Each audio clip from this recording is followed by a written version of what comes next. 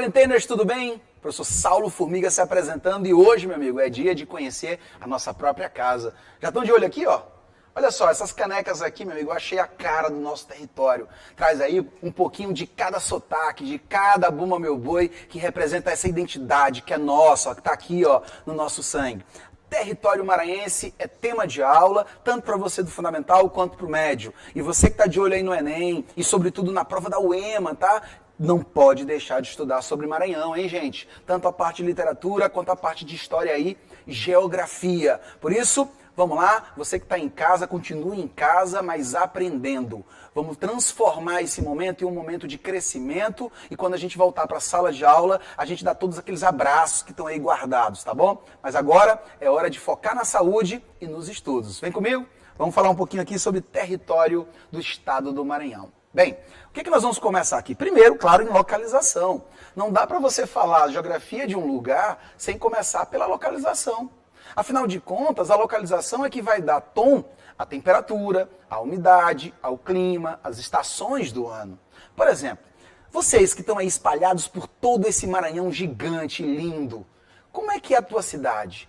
Quais são as características físicas que Carolina apresenta? A gente conhece bem, né? Carolina com suas águas cristalinas. Embora essa época do ano elas não estejam cristalinas, não é verdade? Mas por quê? O pessoal de Carolina sabe por que as águas estão barrentas nesse momento. Mas se a gente for, por exemplo, para Carutapera, se a gente for para Coroatá, será que eles vão saber também qual o motivo dessas águas cristalinas, transparentes, não estarem mais da forma como eram? Claro que vão, sabe por quê? Porque existe uma coisa que aí é todo, é o Maranhão inteiro. Neste momento, esse começo do ano, em março e abril, são meses que concentram grandes volumes de chuva. O mês de março e o mês de abril são os 2 meses mais chuvosos do nosso clima maranhense. E com isso, muita chuva, muita água lavando a superfície, caindo diretamente nos rios.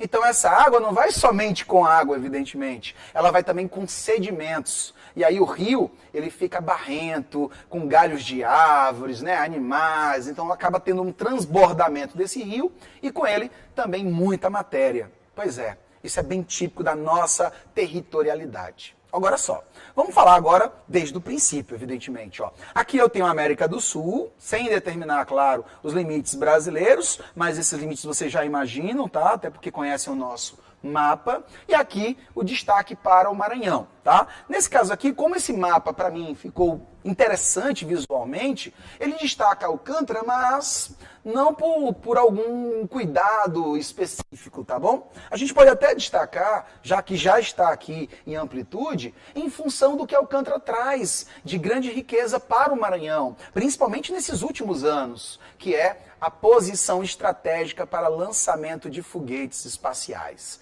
O CLA, o Centro de Lançamento de Alcântara, não é verdade? Agora, você lembra por que Alcântara recebeu um centro de lançamento de foguetes? Hã? Será que dá para a gente explicar rapidinho? Pensa aí comigo. Tem a ver com os ventos? Tem a ver com a temperatura local? Não, né? Pois é. Acertou quem pensou na posição de baixa latitude. Está apenas 2 graus abaixo da linha do Equador. E com isso, o movimento de rotação da Terra é mais veloz. Como resultado, lançar qualquer objeto das proximidades do Equador significa pegar carona numa força física, chamada força centrífuga. Vou te dar um exemplo bem prático, quer ver? Quando a gente brinca com o irmão caçula, pega ele pelas mãos e brinca de girar. Não vão fazer isso em casa, pelo amor de Deus. Pega e gira. Quando você brinca de girar, você está girando em torno de você. Você é a Terra em rotação. E teu irmão, gente, por favor, não façam isso. É o satélite que vai ser lançado. Só que, olha, à medida que eu giro meu irmão ao meu redor, ele ganha velocidade através da força de rotação, tá bom? Se de repente, por um descuido, a minha mão escorrega, o meu irmão vai o quê? Voar longe. Eu não lancei meu irmão, na verdade eu só soltei as suas mãos. Mas por maldade, não façam isso, tá? Ele foi arremessado por conta dessa tal força centrífuga. Mas olha, já que não pode pegar o irmão para fazer esse tipo de experiência, brinca com um pincel, com uma lapiseira, com uma borracha, algo que não machuque. Segure aqui, ó, com o calcanhar, como se fosse o teu pé de apoio, e gire em torno de si. No meio dessa movimentação, solte essa borracha. Você vai ver que ela vai ser lançada. Quanto maior a velocidade de rotação, mais longe esse objeto chegará. Então é por isso que Alcântara é nosso destaque nacional, tá bom? Nacional. Eu não estou falando de estado do Maranhão nesse ponto. Eu estou falando de destaque nacional e um dos destaques do mundo, tá bom? Beleza? Anotado aí? Senão, daqui a pouquinho vai lá e coloca como item a ser estudado, aprofundado por cada um de vocês. Beleza? Tem mais dica, te acalma. Olha o que eu falei, nós vamos conhecer as riquezas do nosso estado agora. Então vem comigo, hein? Olha só, quando eu falo do território maranhense, a primeira coisa que eu tenho que fazer, sem dúvida, é localizá-lo frente ao Brasil. Então, o Maranhão, ele não é cortado pela linha do Equador, o Equador fica um pouco acima do nosso território, mas nós somos um estado totalmente intertropical. O que significa isso? Significa que nós estamos entre o Equador e o Trópico de Capricórnio, chamado de baixa latitude. Olha só, a baixa latitude é a característica mais imediata que vai surgir para você entender o território maranhense. O que é baixa latitude? É o que falamos, está perto da linha do Equador. Se está perto da linha do Equador, nós vamos receber raios solares perpendiculares. Ou seja, o raio solar atinge a superfície maranhense formando um ângulo reto, como se fosse uma linha perpendicular. Dessa forma, ele está concentrado numa pequena área e muito intenso. Gente, quanto mais luz nós recebemos, maior é o calor propagado. Energia luminosa se transforma em energia térmica, tá bom? Então, baixa latitude, o que traz altas temperaturas, somos 100% intertropical, temos o segundo maior litoral do país, só perdemos para a Bahia, e fazemos parte da região Nordeste, somos totalmente nordestino, segundo a divisão do IBGE, e dentro do Nordeste nós estamos na região, ou mesorregião, chamada de região meio norte, ou seja, uma ponta do Maranhão faz parte da Amazônia, legal, e a outra ponta do Maranhão está dentro da região Nordeste, através das características do sertão, tá? Entre a Amazônia e o sertão. Bem, se a gente chegou a este ponto de falar que o Maranhão tem características dúbias, tanto da Amazônia, lado ocidental, quanto nordestinos, do lado oriental, significa dizer que essas duas características vão transformar o estado do Maranhão em um estado de transição. Olha só, se eu pego o território maranhense e corto ele no sentido, olha, oeste-leste, as características físicas apresentadas pelas cidades serão completamente diferentes. É como se eu pudesse comparar, por exemplo, Bom Jardim, que está no oeste do Maranhão, a Caxias, que está mais ao leste do estado do Maranhão. Bem, se eu tirar uma fotografia de Caxias e uma fotografia lá da região de Bom Jardim, será completamente diferente, tá? E por que isso? Porque cada uma das regiões tem influências enquanto fatores climáticos distintos. Em um tem um volume de chuva maior, em outro menor, né? São características inversas. Então, olha o que nós temos. O que eu preciso saber enquanto limites do território maranhense, gente? A UEMA uma vez trouxe uma questãozinha que isso acabou repercutindo ao longo da história das provas. E ela dizia que o Maranhão, por pouco, não seria uma ilha flúvio marinha. Já percebeu o que quer dizer esse conceito? Por pouco o Maranhão não é uma ilha flúvio-marinha. Flúvio vem de quê? Fluvial, água doce, os rios. E marinha, claro, fazendo alusão às águas oceânicas. Olha para o Maranhão, ó. Por que uma ilha flúvio-marinha? Bem, é o que você vai descobrir agora. Ó. Ao norte, nós temos mais de 600 quilômetros de litoral, como eu falei, o segundo maior do Brasil, só perdendo para a Bahia, mas um litoral com grande diversidade, viu? Inclusive com riquezas em função das reentrâncias, principalmente na costa oeste, tá? Na região ocidental do Maranhão, ó, essa parte mais acima aqui do nosso mapa. E aí você vai para Guimarães, Cururupu, né? Para aquela região até Carutapera. Tá? Onde lá você tem um litoral muito vasto, muito rico e com grandes atrativos. Porém, pouco explorado. Quando você vai para o litoral leste, né, já com a divisa do Piauí, você vem para o litoral que é mais conhecido no Brasil e conhecido pelo mundo, porque é lá que eu tenho os grandes lençóis, né, os lençóis maranhenses. E agora, recentemente, Tutóia encabeçando um movimento aí de investimentos com um grande resort, por exemplo, né, que vai ser empregado na região, gerando, portanto, mais dinâmica econômica e mais atração para o mundo em torno do Maranhão, tá? Isso vai ser muito bom. Bem, esse Maranhão do Norte, ele faz fronteira somente com o Oceano Atlântico, perfeito? Então, quanto a isso, não há nenhum grande detalhe. Agora, em toda a extensão leste do Maranhão, divisa com o Piauí, toda ela é feita com apenas um único rio, portanto, águas fluviais. Que rio é este, gente? O rio Parnaíba, tá? Toda a divisão leste com o Piauí é feito com o rio Parnaíba. Quando você chega no extremo sul, eu deixo de ter águas e passo a ter aqui linhas geodésicas, linhas imaginárias. E junto com estas linhas imaginárias, nós temos aqui um relevo. Quando a gente chega no extremo sul do Maranhão, aí a gente vai para a exceção à regra. Lembra que a gente falou, quase uma ilha fluvio-marinha. Pois é, aqui começa o quase. Porque aqui eu não tenho rios.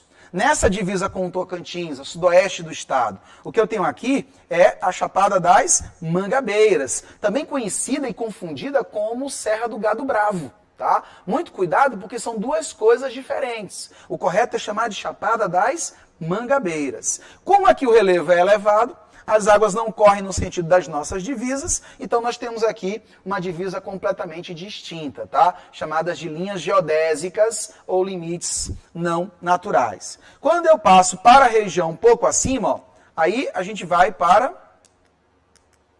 o Rio Manuel Alves Grande. Olha só, leste, Rio Parnaíba com todo o Piauí, extremo sul, Chapada das Mangabeiras, divisa com o Tocantins, ainda com Tocantins e um pouco com a região oeste ainda do estado, o Rio Manuel Alves Grande e o Rio Tocantins, que é uma das regiões mais conhecidas nossas, né, aqui fazendo limite nessa região ali de Imperatriz e Redondezas, tá? Então, eu tenho o Maranhão tendo vizinhos, como o Piauí, o Tocantins e o Pará. Quando eu chego no extremo oeste do Maranhão, divisa com o Pará, eu tenho a Serra do Gurupi, que também, juntamente com a Chapada das Mangabeiras, vai formar os dois polos onde nós não temos águas nas nossas fronteiras. Lembra do quase?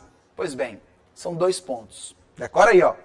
Chapada das Mangabeiras e Serra do Gurupi. Um no extremo sul e o outro no extremo oeste, ok?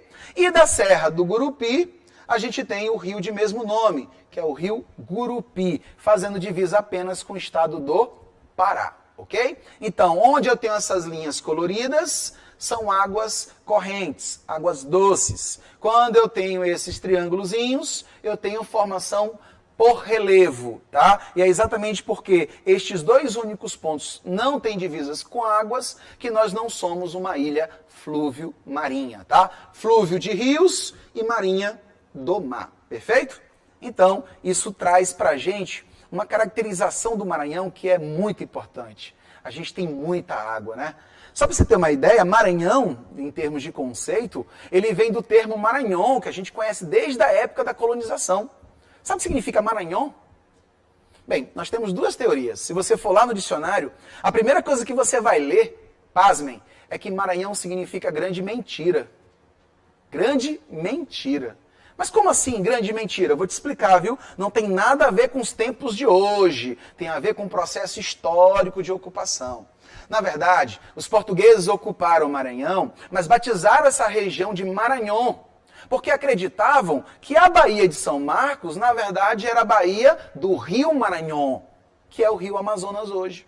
Então eles chegaram aqui acreditando ter chegado na bacia do Rio Maranhão, que fica alguns quilômetros acima. Alguns meses depois, um português que vinha lá da região do Maranhão atracou na Baía de São Marcos e percebeu a confusão, desfazendo ela imediatamente. Então, com isso, Maranhão acabou soando como grande mentira. Mas o termo vem da linguagem indígena e significa emaranhado de águas. Emaranhado de águas. O termo é utilizado em função da Baía de São Marcos e de toda aquela amplitude de águas que ela nos traz. Sem falar, evidentemente, das grandes embarcações que naufragaram tentando chegar também à nossa região aqui de São Luís. Perfeito? É uma grande dúvida, uma grande história que, sem dúvida, faz parte aqui da minha e da sua identidade. Ok? Segue aqui, ó. Bem, nós temos a dinâmica regional, ou seja, o Maranhão é um estado de transição. Mas o que quer dizer um estado de transição? Vamos lá.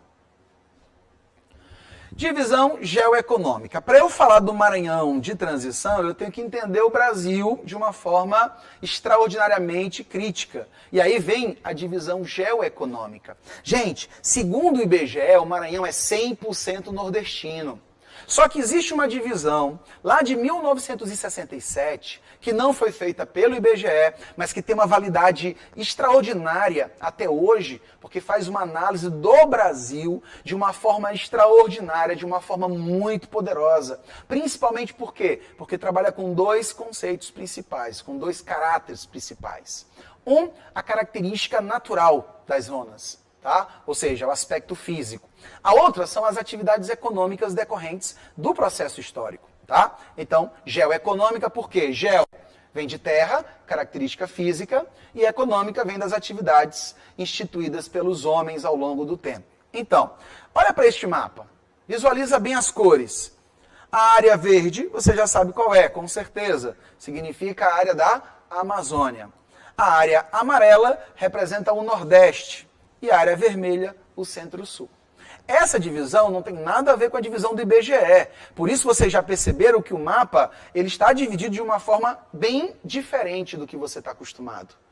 Por que eu trouxe essa divisão? Porque é ela que melhor explica a diversidade brasileira e é a que vai te dar base para entender por que o Maranhão é um estado de transição. Observa bem aqui, ó, essa imagem, a imagem do Maranhão cortado ao meio, ó, praticamente ao meio. O Maranhão amarelo, nordestino, e o Maranhão verde, amazônico. Os mapas atuais, inclusive, eu já tenho autores que colocam o centro-sul do Maranhão pintado de vermelho. O Maranhão, segundo alguns autores mais modernos, faz parte de 3 complexos regionais. O Maranhão ocidental amazônico, o Maranhão oriental nordestino e o Maranhão do centro-sul, que é o Maranhão do agronegócio, é o Maranhão, por exemplo, de Balsas, de Riachão, de Loreto e das regiões que são grandes zonas de produção de soja, tá? Que inclusive fazem parte daquele termo que nós usamos comumente, chamado de Mapitoba ou Matopiba, né? Que são as iniciais dos estados com grande produção de soja no país. Então percebam, aqui é uma divisão que leva em conta principalmente a que leva em conta a atividade natural, ou seja, a característica natural do ambiente. Nesse caso, ó, onde é verde é onde eu tenho a floresta amazônica, onde é amarelo é onde eu tenho uma dinâmica típica do cerrado, por exemplo, ou do sertão, que são tipicamente nordestinas. Quando eu vou para o estado, a diferença vem inclusive nas imagens. Olha o que nós temos aqui para comparar. Primeiro, olha essa imagem que nós temos à direita do nosso visor. Reflete a Baixada Maranhense. É uma foto dos Campos de Viana. E quem é da região da Baixada conhece bem essa imagem, né? Eu estou falando de vegetação baixa, com alguns arbustos soltos, tá? Isso é chamado de campo sujo, inclusive, tá? E não tem nada a ver com sujeira, literalmente falando, tá? Campo sujo é aquele campo que tem a cobertura de graminhas, mas ele vai ter algumas árvores soltas espalhadas pela sua área, tá? Bem diferente dos campos do sul do Brasil.